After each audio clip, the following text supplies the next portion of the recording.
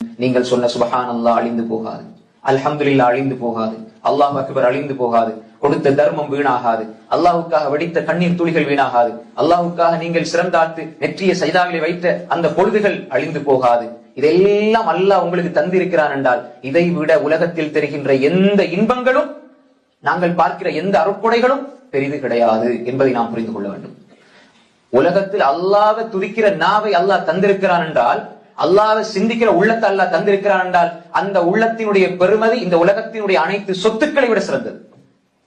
Umar ibn Khattab ரலியல்லாஹு அன்ஹு சொன்னார்கள், கவுலுல் அப்த், ஒரு அடியான் அல்லாஹு அக்பர் என்று சொல்வது கைரும் மினத் துன்யா வ மா ஃபீஹா, இந்த உலகத்தில வஸ்துக்கள் எல்லாத்தோடையும் சிறந்தது இந்த ஒற்றை வார்த்தை. பாருங்க, அல்லாஹ் மிகப்பெரியவன் என்ற வார்த்தையை சொல்லுகின்ற அந்த எண்ணத்தை எனக்கு தாரானே அல்லாஹ்.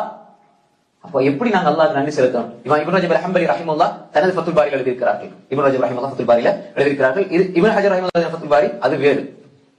அப்ப எனவே நாம் இதை சரியா புரிஞ்சுக்கணும். சுப்ஹானல்லாஹி வ பிஹம்தி, இன்னொரு ரிவாயத்துல சுப்ஹானல்லாஹில் அஸீம் வ பிஹம்தி சொன்னால், நீங்க இப்ப சொன்னீங்கடா உங்களோட சொர்க்கத்துல ஒரு மரம் நாட்டப்படும்.